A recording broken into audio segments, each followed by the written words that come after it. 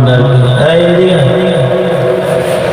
বান্দা আল্লাহর কাছে আল্লাহ তাআলা বান্দার মাথায় হাত রেখে বলবি তোর ভিতরে না ঈমান আছে, এত গুনাহ করছিলি কেন? তুই না মুমিন, এত গুনাহ করছিলি কেন? বান্দা বলবে আল্লাহ ভুল হয়ে গেছে, মাফ করে দেন।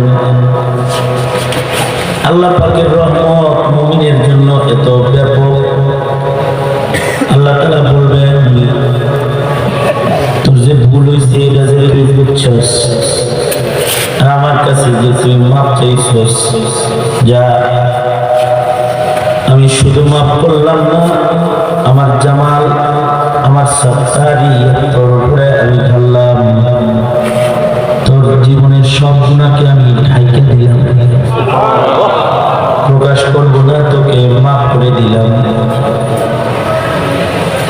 তোর ভুল বুঝতে পেরেছিস, এজন্য তোর গুনাহকেও আমি নেকির দ্বারা পরিবর্তন করে দিলাম। গালাবাত রহমতি গজবি, আল্লাহ পাকের রহমত বান্দার গজব, গজব দিয়ে আল্লাহ তাআলা বান্দাকে ধরবেন না, রহমত দিয়ে ছাড়বেন, ছেড়ে দিবেন। কাফেরদেরকে ধরবে। হাসরের মাঠে দুই মুমিনের নেকি বুঝি আল্লাহ ওজন করবে, গুনার পালা ভারী হবে, নেকি আল্লাহ তাআলা নির্দেশ করবেন এই দুই গুনাহগারকে দোজখে লয়ে যাও, যাও বান্দা দোজখে চলে যাও। আল্লাহ তাআলা তাদের দোজখে যাইতে নির্দেশ করলে হাদিসে আছে দোজখের দিকে রওনা করবে। এই দুইজন যারা জাহান্নামের দিকে যাইতে থাকবে, এদের ভিতরে একজন জাহান্নামের দিকে যাবে, আবার আল্লাহর দিকে ফিরা ফিরা তাকাইতে থাকবে। আল্লাহ তাআলা বলবেন বান্দা দোজখে যাও, আবার ফিরা ফিরা আমার দিকে কেন চাও? বান্দা বলবে আল্লাহ আলেমদের মুখে শুনছি আপনি দয়ালু, আপনি মহা দয়াবান, দোজখে যাই কিন্তু আপনার রহমতের আশায় আপনার দিকে ফিরে ফিরে চাই। আল্লাহ তাআলা বলবেন আমার রহমতের উপরে তোর যেহেতু ঈমান আছে, যা আজকে তোকে রহমত দান করলাম, তোর দোজখ মাফ করে তোকে জান্নাত দিয়ে দিলাম। রবের দয়া। আর একজন যাইতে থাকে, যাইতেই আছে, দোজখের গেটের কাছে চলে গেছে, এবার ধাক্কা দিলে জাহান্নামে পড়ে যাবে। আল্লাহ তাআলা পেছন থেকে ডাকবেন, বলবেন এই বান্দা আর সামনে যাবিস না, আমার দিকে তাকা। ফেরেশতারা আমার বান্দাকে আমার দিকে ফিরাও, কথা বলবে। আল্লাহ তাআলা বান্দাকে বলবে দোজখে যাইতে বললাম আর যাইতেছস, তোর পাশের জন আমার দিকে তাকায়, তাকে রহমত দিলাম, জান্নাত দিলাম, তুই তাকাস না। বান্দা আল্লাহকে বলবে আল্লাহ দুনিয়াতে কত নির্দেশ করছেন, কোন নির্দেশ পালন করি নাই, অর্থাৎ নামাজ পড়তে বলছেন নামাজ পড়ি নাই, রোজা রাখতে বলছেন রোজা রাখি নাই, হালাল হারাম বাছাই করে চলাফেরা করি নাই।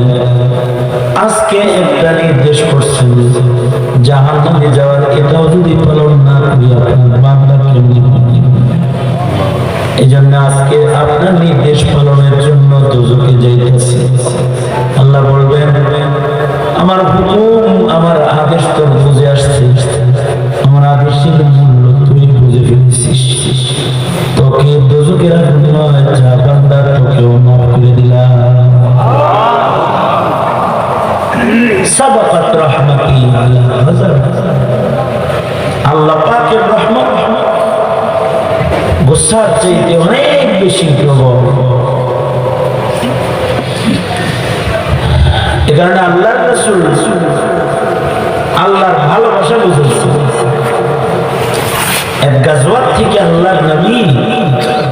সাহাবায়ে কেরামদেরকে নিয়ে আসতেছেন মদিনায়। পথ চলতেছেন, এক মহল্লার পাশ দিয়ে আল্লাহর রাসূল অতিক্রম করতেছেন।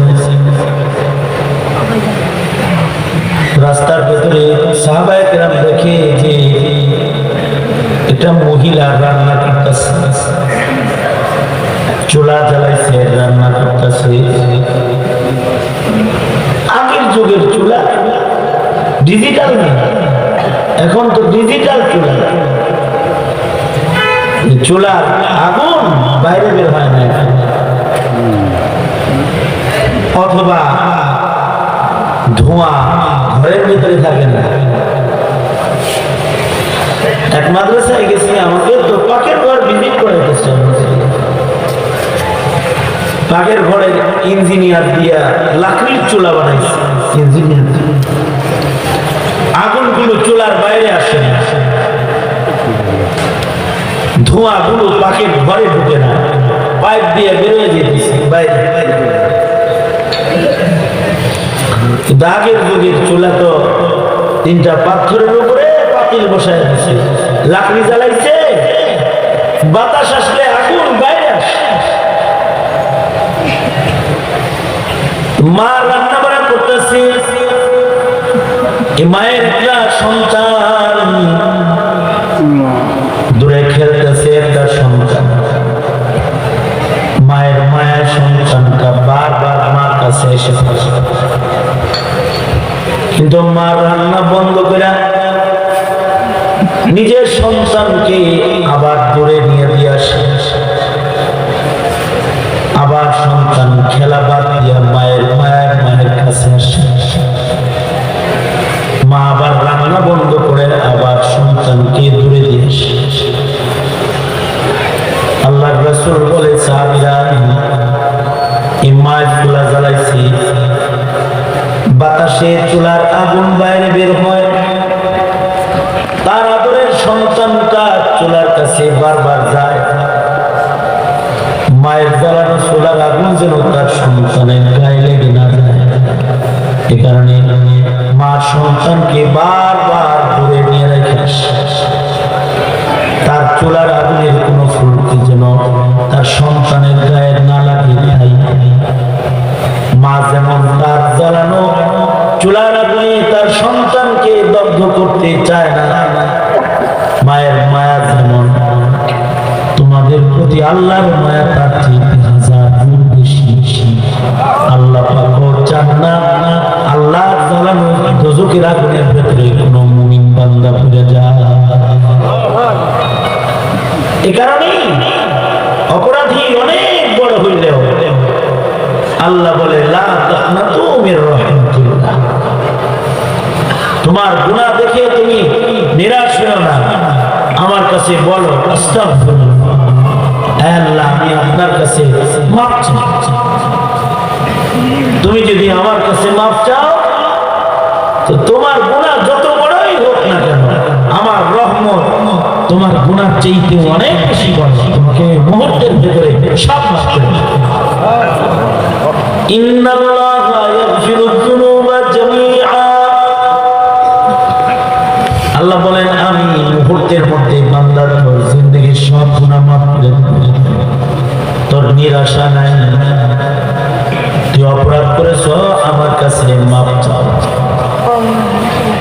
নামাজ পড়া হয় না, শরীয়তের উপরে আমল হয় না, ওয়াজ মাহফিলে আসছেন, আলেমদের সামনে বসছেন, তো আল্লাহকে বলেন, আল্লাহ মাফ চাই।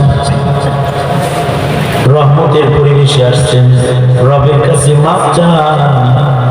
আল্লাহর কাছে মাফ চাইলে মহান আল্লাহ বান্দার জিন্দেগীর সব গুনাহ মাফ করে দেন। এই মাদ্রাসা, এই মসজিদ, এই মাহফিল যা আছে সব বান্দার গুনাহ মাফের জন্য একটা ওসিলা। আবতাগু ইলাইহিল ওসিলা। আল্লাহ বলেন, বান্দা আমার কাছে আসার লেগে ওসিলা করো, বাহানা পয়দা করো, যেন আমি তোমাকে মাফ করে দিতে পারি। জীবনে বহুত গুনাহ খাতা হয়, অনেকে নামাজ না পড়তে পড়তে সারা জিন্দেগীর জন্য নামাজ ছেড়ে। কেন? নিরাশা। 10 বছর নামাজ পড়ি নাই, এখন করে কি করবে? 40 বছর বয়স হয়ে গেছে, নামাজ পড়ি নাই, এখন করে কি করবে? নিরাশা। না, আজকে আলেমের কথা শুনে বুঝে আসছে আপনার ইবাদত করা দরকার, আজকে আপনি মাপ চান। এখন যদি কেউ মাপ চায় তো মহান আল্লাহ তার জিন্দগির গুনাহ মাফ করবে, এবং আল্লাহ তারা শুধু মাফ করবে না, উলাইকা ইউবাদদিলুল্লাহু সাইয়্যাতিহিম হাসানাত, গুনাহ যা আছে সব বদলায় নেকি বানায় আমল নামায় আল্লাহ তাআলা উঠায় দিবে। মুমিন এটা আল্লাহর মাহবুব, প্রিয়। এ কারণে মুমিনদেরকে যখন দোজখে ফেলবে আল্লাহ তাআলা, মুমিনে আসি নামাজ পড়ে নাই, রোজা রাখে নাই, কোরআন পড়ে নাই, ইবাদত বন্দেগী করে নাই, কিন্তু মুমিন সে কাদিয়ানীকে কাফের বলছে, সে নাস্তিক মুক্তাদের ফাঁসি চাইছে, সে কোরআনের বিরুদ্ধে কেউ কথা বললে ঈমান আছে, ইবাদত করতে করছে, সে আলেমদের দিকে আর চোখে কেউ তাকাইলে তার প্রতিবাদ করেছে।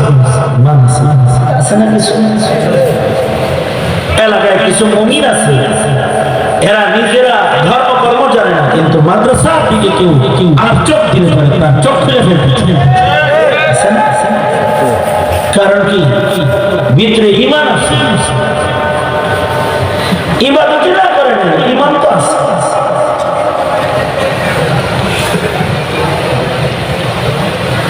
এই ঈমানের একটা পুরস্কার ময়দানে মাহশারে সে পাবে। কি পুরস্কার পাবে? আশ্চর্য হাদিস। আল্লাহর রাসূল সাল্লাল্লাহু আলাইহি ওয়াসাল্লাম বলেন, মুসলিম শরীফের riwayat কিতাবুল ঈমান, আল্লাহ তাআলা মুমিনে আসিকে যখন দোজখে ফেলবেন, অর্থাৎ যার ভিতরে ঈমান আছে, ওয়াজ মাহফিলের আওয়াজ শুনলে পরে যায় পিছে পড়ে নামাজ ঠিক মতো পড়ে না, যায় আলেম দেখে চোখের পানি ফেলে, আছে না? পিছনের গুনার জন্য তওবা করে আর বলে, আয় আল্লাহ আসলে আমার ভুল হয়, বুঝি, মাফ করে দেন, আবার তওবা করে, যে বারবার তওবা করে বারবার তওবা ভাঙে, তার ভিতরের ঈমান যে সে প্রকাশ করে, যদিও ইবাদত করে না, ময়দানে মাহশারে তাকে যখন আল্লাহ দোজখে ফেলবে, মুসলিম শরীফের riwayat থাকে জাহান্নামে ফেলার আগে আল্লাহ তাআলা তাকে মৃত্যু দান করবে, দোজখে ফেলার আগে তাকে আবার মেরে ফেলবে, মেরে তার লাশটা দোজখে দেবে। আল্লাহু আকবার কাবীরা। একটা মুমিনকে আল্লাহ তাআলা কত মায়া করে আর কত ভালোবাসে, তাকে দোজখে ফেলতেছে দেখা মুসলিম শরীফের riwayat সহিহ হাদিস, তাকে মেরে ফেলে তার লাশটা দোজখে ফেলে। কেন? ওই যে ঈমান আছে, এজন্য আল্লাহ তাআলা তার গুনাহের অপারেশন করতেছে, গুনাহ যা আমলনামায় আছে এগুলো আগুন দিয়ে পোড়ায়া ছুটাইতেছে, দেহে যে গুনার দুর্গন্ধ আছে আগুন দিয়ে এগুলোকে মিটাইতেছে, তাকে পবিত্র করতেছে। কারণ মুমিনকে জাহান্নামে বসবাসের জন্য দেয় না, মুমিনকে তার গুনাহ থেকে পবিত্র করার জন্য দোজখে ফেলে। তারে পবিত্র করবে, যে পবিত্র করার তরিকা দুইটা। আপনার আমার জীবনে যত গুনাহ হবে, গুনাহ তো হবেই, গুনাহ হওয়াটাই স্বাভাবিক, কারণ ফাআলহামাহা ফুজুরাহা ওয়া তাকওয়াহা, গুনাহ করার যোগ্যতা আল্লাহ দিয়েছেন, তো গুনাহ হওয়াটাই স্বাভাবিক। কিন্তু গুনাহ নিয়ে কবরে যাওয়া আল্লাহ পছন্দ করেন না। গুনাহ হয় তো আল্লাহ কয় ইস্তাগফিরু রাব্বাকুম, তোমরা তোমার রবের কাছে তওবা করো, তোমার রব তোমার সব গুনাহ মাফ করে দেবে। একবার তওবা করছো, আবার তওবা করো। বাজা नीचे हंसी बाजवा घर काफिर कुबरो बुतपुरुष की बाजवा বারবার গুনাহ করেছো ভয়ঙ্কর অপরাধ করেছো তওবা করো মহান আল্লাহ তোমাকে maaf করবে নিজের হাতে তোমাকে বানাইছে সাহাবী এসে বলে আল্লাহর নবী আমি জিনা করছি আল্লাহ আমাকে maaf করুন নবী বলেন না আল্লাহ maaf করুন নবীজি আমি মদ পান করেছি আমাকে আল্লাহ maaf করবে নবী বলেন হ্যাঁ maaf করুন নবীজি আমি মানুষ খুন করছি আমারও কি maaf করবে কালেমা পড়ো আল্লাহ তাও maaf করবে বুখারী শরীফে হাদিস আছে কেউ যদি তওবা করে তো আল্লাহ তাআলা তার ঋণ পরিশোধ করার জিম্মাদারি নিজে গ্রহণ করে 100 খুনের আসামিকে আল্লাহ তাআলা তওবার কারণে জান্নাত দান করেছে কারণ গালাবাত রাহমাতি গাযাবি আল্লাহর রহমত 100 খুনের আসামি সাহাবী বলে আমি খুন করছি আমারে আল্লাহ maaf করবে আল্লাহর রাসূল বলেন হ্যাঁ তাও maaf করবে সাহাবী বলে আল্লাহর রাসূল গো আমি ভয়ঙ্কর খুনি আমি নিজের ঔরসের সন্তান খুন করেছি কন্যা সন্তান দাফন করেছি আর জ্যান্ত কন্যাদেরকে দাফন করেছি এক সাহাবী চিত্র শোনায় আল্লাহর রাসূলকে বলে ও আল্লাহর নবী মা সন্তানকে মোহব্বত করে তাই আমার বিবি আমার কন্যা জন্ম হওয়ার পরে আমার চোখের সামনে থেকে আড়াল করছে আমি যেন জিন্দা দাফন না করি সন্তান ধীরে ধীরে দূরে বড় হয়েছে আমার বাড়িতে আসে মায়ের সাথে দেখা করতে সন্তানটা আব্বু ডাক জানে আমাকে জড়ায় ধরা যায় যখন বাচ্চা বলে আদর করছি তো আমার বিবি সন্তানের পরিচয় আমার কাছে তুলে ধরেছে বলে তোমার সন্তান ও আল্লাহর নবী আমি এত বড় অপরাধী এমন বড় পাষাণ জানার সাথে সাথে আমার এই কন্যাকে নিয়ে আমি পাহাড়ি অঞ্চলে চলে গিয়েছি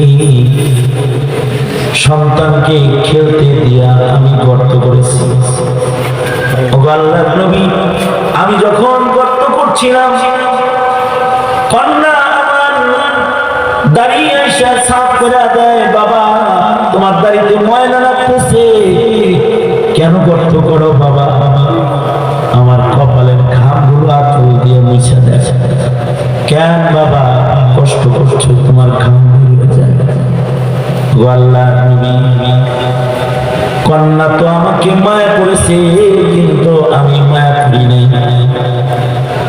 আমার গর্ত করা কমপ্লিট হয়ে গেলে আমি আমার কন্যাকে ডেকেছি আয় মা কি সুন্দর গর্ত করেছি একটু দেখে কাছে আসছে তো ধাক্কা দিয়ে গর্তে ফেলে দিয়েছি পাষাণের মতো মাটির চাপাগুলো তার উপরে দিয়েছি